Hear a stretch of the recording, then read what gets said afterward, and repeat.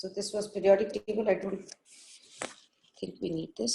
Anyway, so let us begin with the first topic that we have to do is naming the elements, which have their atomic numbers greater than 100. All right. After that, we will move to the periodic properties. That is the IUPAC nomenclature for elements for which the atomic number is greater than 100. It's a very small topic that you can very well understand. Actually, see, in naming the elements which are having their atomic numbers greater than 100, there was a way or there was a system which was developed. And these particular elements have their IUPAC official names also. Like, for example, with atomic number 101. Okay, in the periodic table, you will see that there are so many elements and all of them have their names. Depending upon whether it has been derived from the Greek letter or whether it has been named after the person who discovered it or whatever. But for elements with atomic numbers greater than 1, like greater than 100, sorry, just like 101, if I'm talking about, the name of this metal has been given, or the element has been given as official name is Mendelevium. That is, you write Mendelevium. Okay, so this is the name that is given. Now, this is E actually. All right, but the way to name this is there is a systematic approach given by IUPAC to name this. Now, what is that systematic approach? In that, you will understand that the digits that are there from 0 to, suppose you have these digits 0 to 1, then you have 2, 3, 4, 5, 6, 7, 8, and 9. If you have single digit numbers that you take from 0 to 9, then the root word when you are having the digit 0, the root word for this is nil. That is, you write it as NIL, nil, and its abbreviation is an N, small n. All right. For 1, it is un, U and an N. So it is un, and its abbreviation is a small u. Similarly, for 2, you know that 2 is often referred to as di or bi, di or bi. So it goes as bi. All right. So its abbreviation is given as a small p. Then for 3, it is tri, just like TRI, tri. And for this, its symbol is or abbreviation is given as a T. Then for 4, quad. One is tetra. The other word used for 4 is quadrilateral. So quad. All right. And its abbreviation given is as Q. Okay. Then you have pent. Obviously, for 5, very well known, that is pent, and its abbreviation is P. Then 6, you have hex, abbreviation is an H. Then, of course, it goes like that, sept, oct, and this is ENNN. This is sept, and this is oct, okay? And this is small s, this is a small o, and this is an E. So these are the abbreviations that are used for these digits, okay? And what happens is that when you have to name a certain compound, like suppose we want to name this compound 101 or 101, how would you name this compound? So the name of this compound will go as, all right, 1 is un, so I will write it as un, all right, un, 1 second. All right, for this I will write it as un, all right, then O is nil. You see, O is NIL. So I will write here as NIL. Don't leave any gap. All right, NIL. All right, and then again it is 1. So 1 is un. So it will be un. All right, and then you write IUM for the element. Unnil anyam. This is how you call it as unnil ambyam. Unnil anyam. Okay. And the symbol for this element will be given as, because for un it is U, so it will be written as U. Then for nil it is okay, yes, it is nil. So in that case it is N, so it will be N. Okay, and then the last one is 1, so again it will be a small u. So the first letter is the capital, the rest of them are small letters.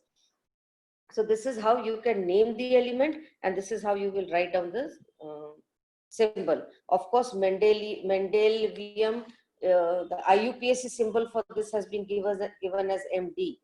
All right, but in general, uh, if you are going by the IUPAC nomenclature, suppose I give you an element with atomic number 108, and now I ask you that will you be able to, kind of uh, name this compound or name this element, sorry.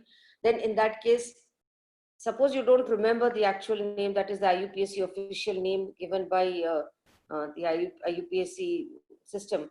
But of course, the systematic scientific name you can give. Why? Because suppose if we have taken 108, again, you follow the same process.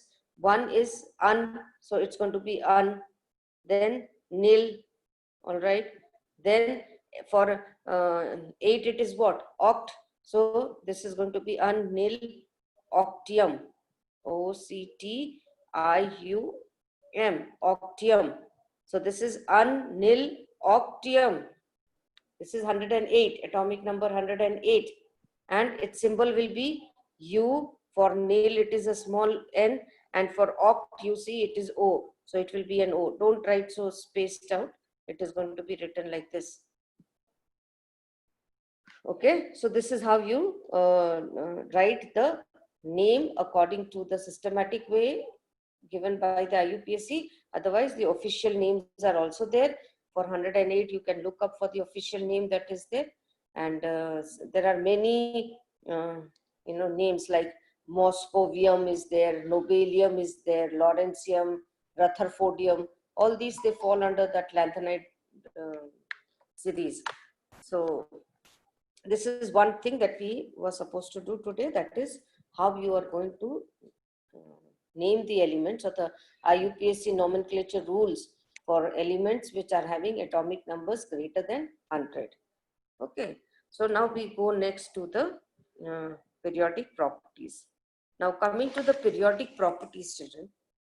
In the periodic properties, first thing that you learn in standard 9 and 10 also is the term periodicity. All right.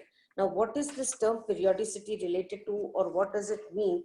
The term periodicity means that after a regular interval, all right, certain properties of the elements, all right, the properties of these elements are repeated.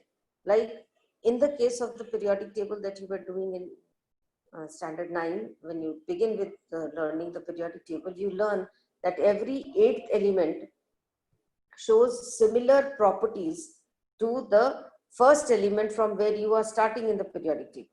Okay, so suppose if you are starting from like group number 1, then the 8th element will again fall under group number 1, and it will show the same properties.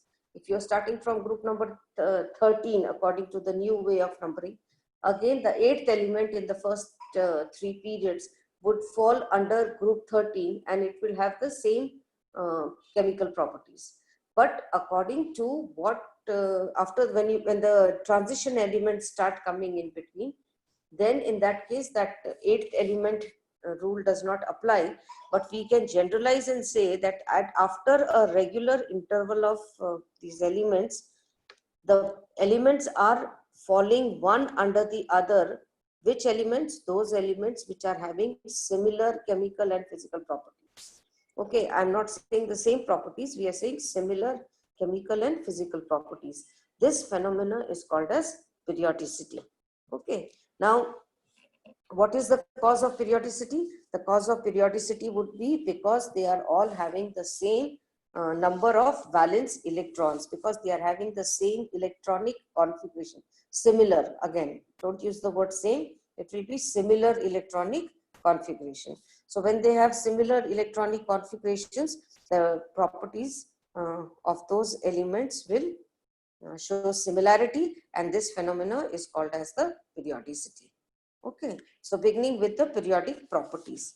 So when I'm talking about periodic properties, the first one that we need to understand is the atomic radius. So is atomic radius a property? It is not the property as such, but because a lot of these properties, periodic properties, depend on the atomic size, So it is very essential that we learn how the atomic size varies down the group and how does it vary across the period.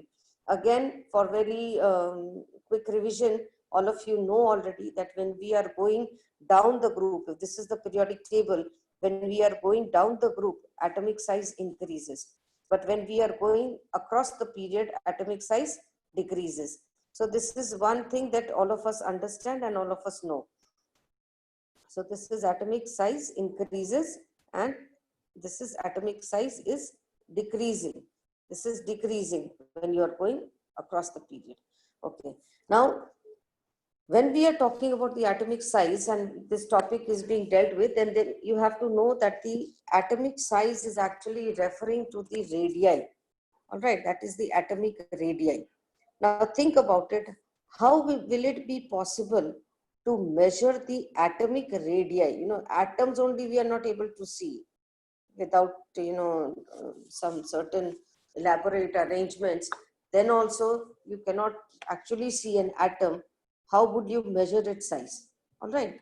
For this, they came up with some simple experimental details, that Mulliken-Zoldrop method, and they have different experimental details from where they gathered a little information. But the gist of what they did in the experiment was, suppose if this is the container or it is a chamber and in which the gas molecules have been kept. Okay. Now due to spectroscopic method, or you can say the light was, incident on this. Okay. And it was seen that where are the atoms showing the closest approach. All right. Any two atoms where they are showing, or two, because see, they cannot see actually the atom when they are using these high level techniques, then these are appearing as dots. All right. So what they do is that they try to see how many of them are having, these closest dots. You see, now I'm making a few of these. So these are collected, or these are measured on the spectroscopic plate when they try to take the, the impression of these. Then, they find these dots placed. Okay. So if this is what they got on the photographic plate or on the impinges or the impressions they got, then there are many others are like this, but these are staying together always. Okay. So these were staying together always, and they were moving around together. So what did this indicate? That the two nucleus were staying together. That means that they were forming a bond between themselves, or there is, these two are staying together all the time. So what they do is that they measure the internuclear distance between the two, and they divide the internuclear distance by 2 and get the radius of one atom.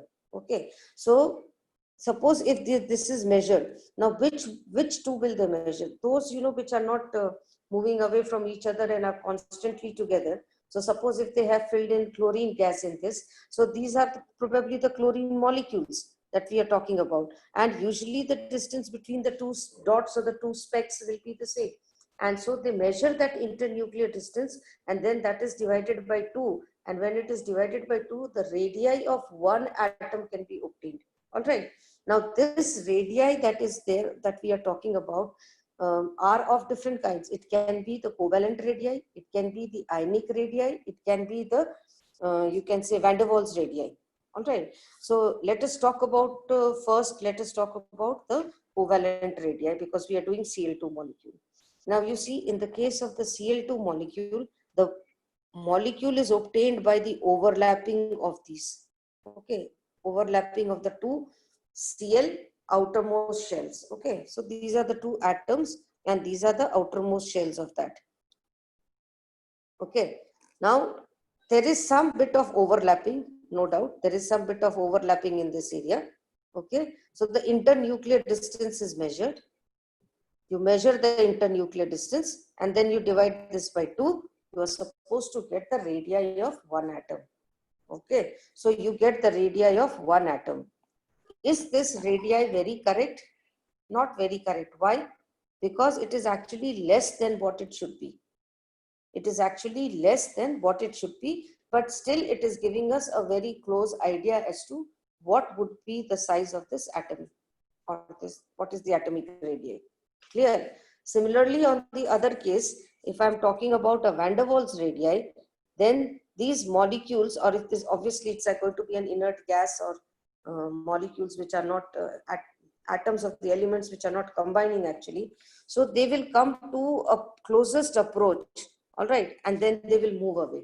So again, these impinges are taken. Again, this is taken on the photographic plate or on the, where they can get the impinges of these images, and then they measure the internuclear distance of the closest approach everywhere, and then after that they will divide the internuclear distance by 2, and you will get the van der Waals radii.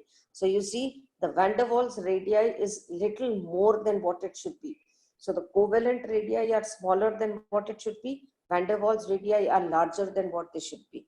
Okay. Similarly, in the case of ionic bonds, then there is a term called as the metallic radius, or you can call it as the ionic radius. And accordingly, again, the two impinges are taken, internuclear distance are measured, and then from that, you can find out the atomic radius. So this was what I was trying to tell you, how they are measured, how they are able to find out the atomic radius. All right. And once they have found out the atomic radius, then what is the variation that is observed in these atomic radius of the size of the atom? So we all know that when we are going down the group, this is how you refer to a periodic table. When you are going down the group, atomic size increases. When you are going across the period, atomic size decreases. All right. So this is one thing. Now, in what is the reason? Why should the atomic radii increase when you are going down the group? If this is a question that is asked to you. And why should the atomic radii decrease when you are going across the period? One very simple thing to understand is, when you are going down the group, the shell number is increasing, because the shell numbers are actually, the valence shell numbers are the period numbers. So as the shell is increasing, the size is supposed to increase, and it increases, correct? So nothing much to explain and discuss here. When you're going down the group, the shell number increases, size increases, and that is understood. So atomic size increases. Okay, what is atomic size? It is from the middle of the nucleus to the valence electron. All right. So obviously the atomic size is increasing when you're going down the group. What happens when you're going across the period? Across the period, the shell number remains the same. So should the size of the atom remain the same? What is happening that there is a variation in the atomic size, and actually the atomic size is decreasing? What is the reason? The reason is that when you are going across the period, arithmetically, one proton keeps on adding to the nucleus for the new element, and one electron is being consequently added in the orbitals, and therefore what is happening? The number of the proton and electron interactions are increasing. Clear? The nucleus is becoming more and more stronger.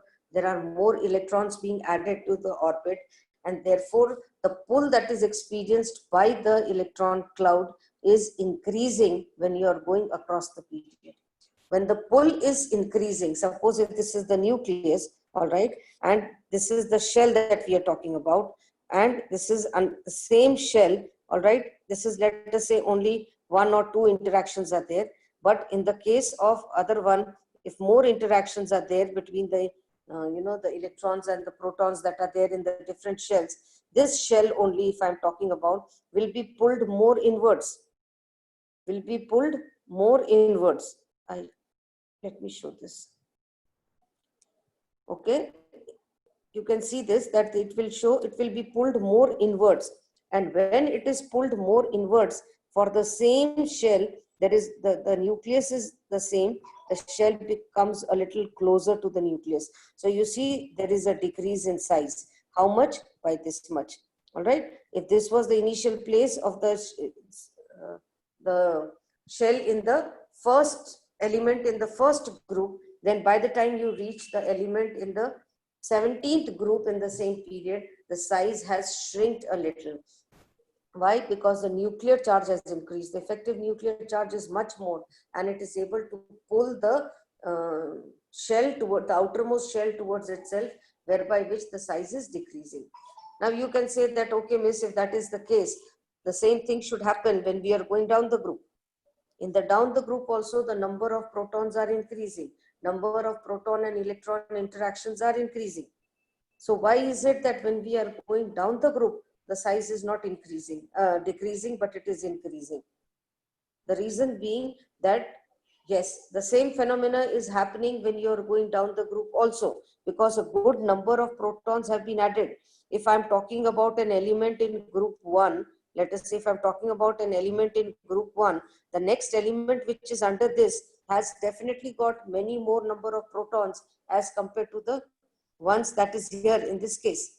Definitely, if this is the logic that the shell decreases because the number of protons in the nucleus is increasing, it should be applicable here also. It is applicable, but we can ignore that because a new addition of a new shell, all right, more than compensates the decrease in size. The addition of a new shell more than compensates the decrease in size. And so when the size is decreased, across the period when the size is decreased, that is compensated, more than compensated when you come back to that same group. Why? Because a new shell has been added. And this new shell therefore increases the size. Therefore, in general, you must know that when you are going across the period, the atomic radii decreases on moving from left to right, and the atomic radii always increases on moving down the group. So this is about the atomic radius you are supposed to know. All right. The next thing that you have to do in this case is, let us say about the atomic volume. Since we are doing the radius, we can also do the atomic volume.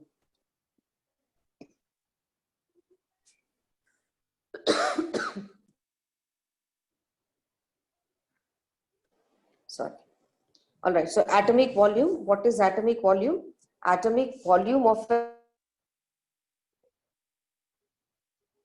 an atom is atomic volume. If I'm talking about this, then atomic volume is the gram atomic mass divided by its density. Density, you know, is equal to mass by volume. Density, you know, is mass by volume. So if the mass is increasing and the volume is decreasing, so going across the period, definitely the density will increase. If the mass is increasing, volume is decreasing, then going across the period, density is increasing. Clear? So in that case, what will happen? That in general, if we are generalizing this, then we can say that going across the period, definitely the density is increasing. But if I'm talking about the atomic volume, then on moving from left to right in a period, the atomic volumes of the elements actually will first decrease a little bit and then it increases. And in going down the group, the atomic volumes increase regularly when you're going down the group. Okay, so that is one thing. If you look at the graphs that are given, there are certain peaks that are seen in the case of atomic volumes, but that is okay. All right, the next thing that we will do is, of course, we are going to do the ionization potential and all. But before we go into that, I hope you already know what is the radii of a cation, radii of an anion. Cations always have a smaller size compared to the parent atom. Anions always have a larger size compared to its parent atom.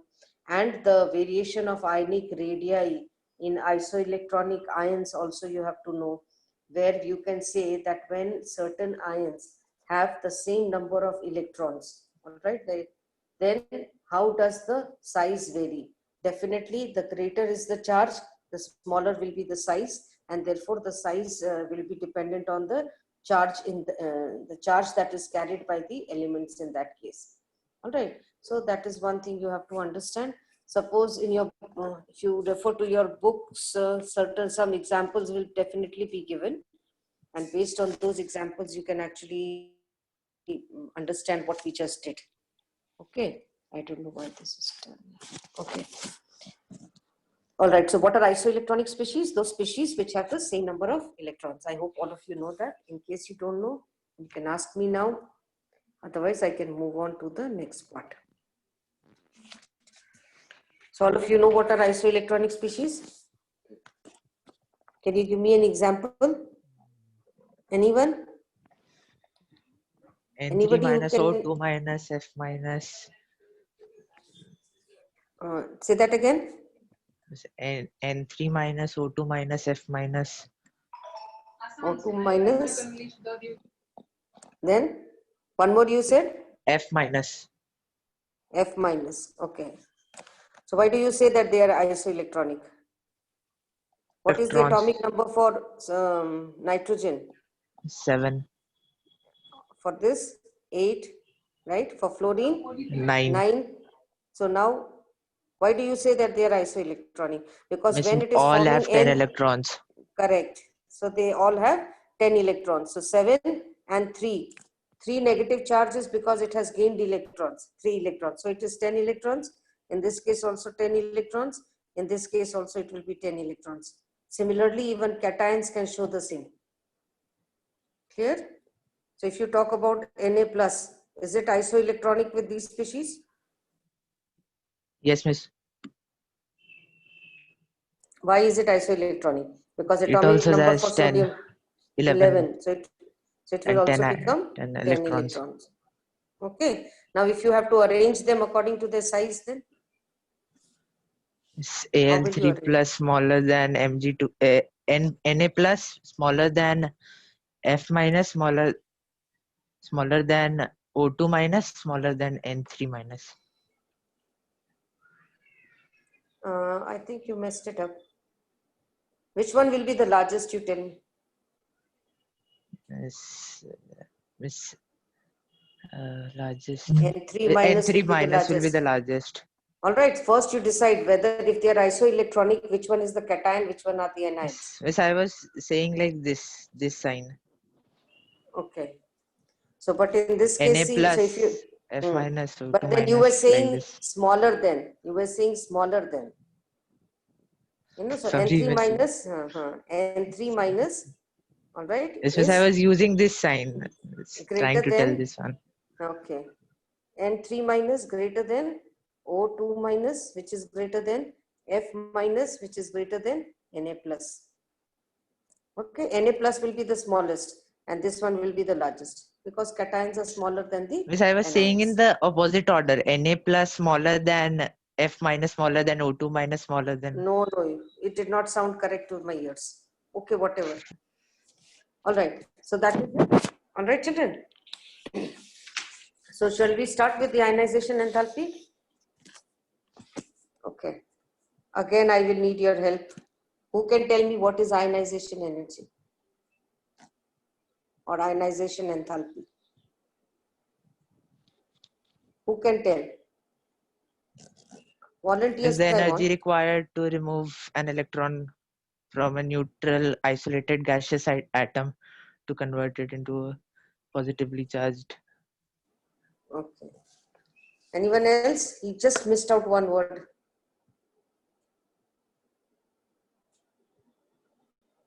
Anyone?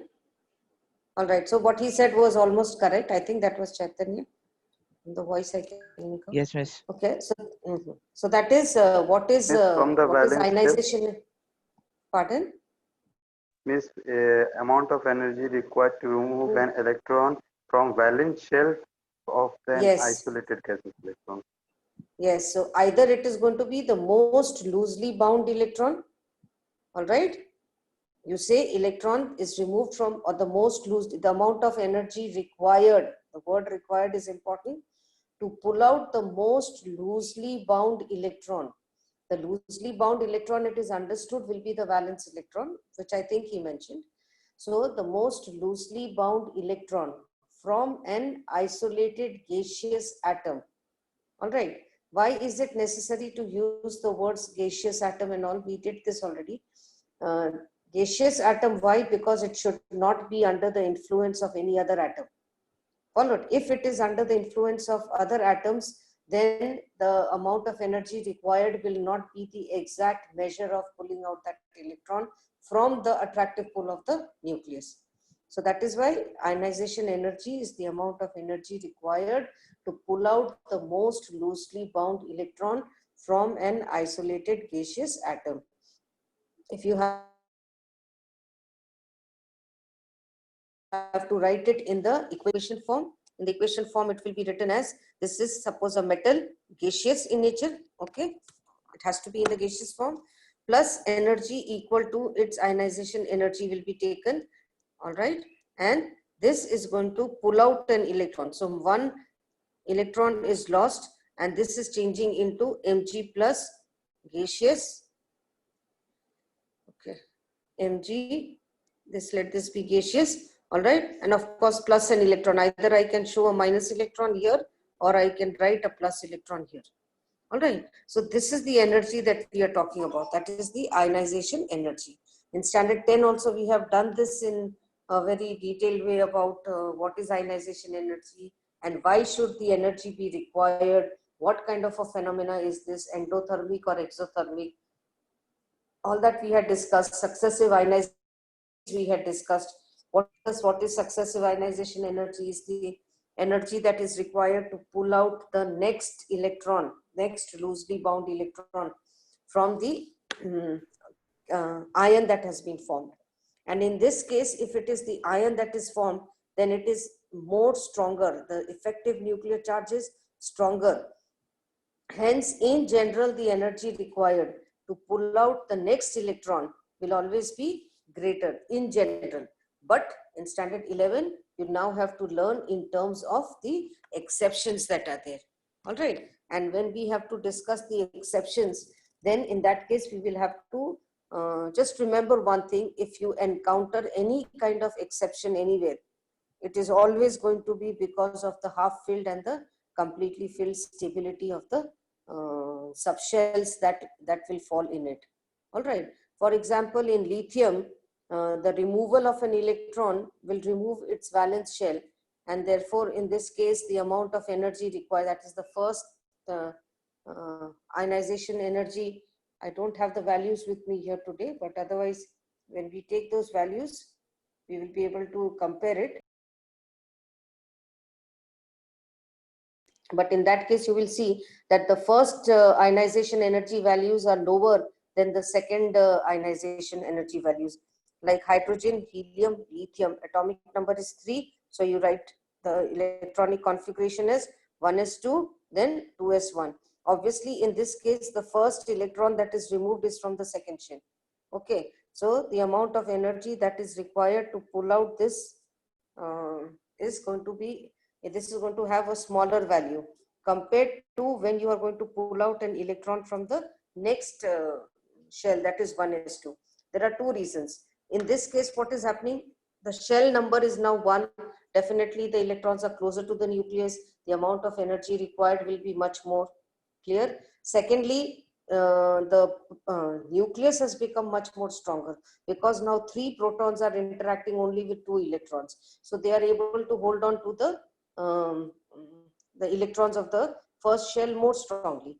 Therefore, in general, the second ionization energies are always higher than the first ionization energies. But there are certain cases where you will find that the order is not followed and there is going to be a difference.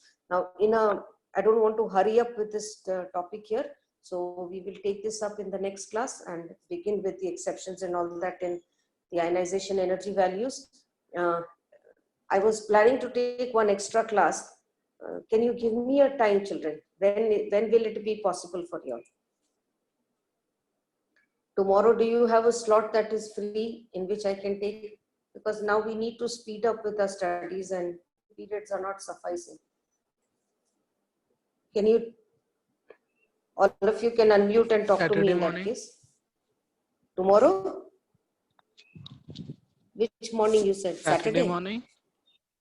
I am free Yes, Saturday miss. morning. No, listen, Saturday morning we have to go to school. Saturday morning we have to go to school. Then What Sunday? time are you saying? Sunday I am free, yes. Sunday, give me 10. the timings.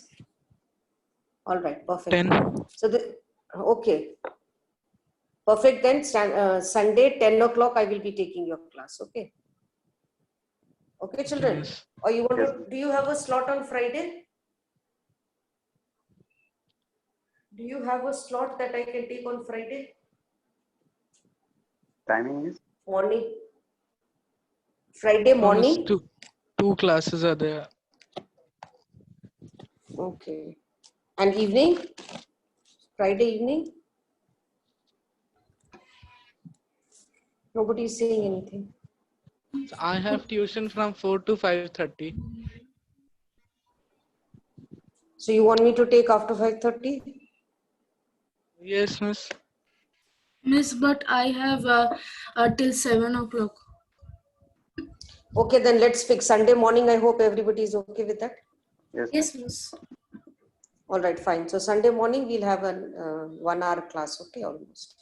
I'll try to finish up the entire periodic properties, which you have already done and in standard 10, but still we'll do it. That is ionization energy, electron affinity, and electron negativity. Okay. Sunday 10 o'clock, children. Okay, remember.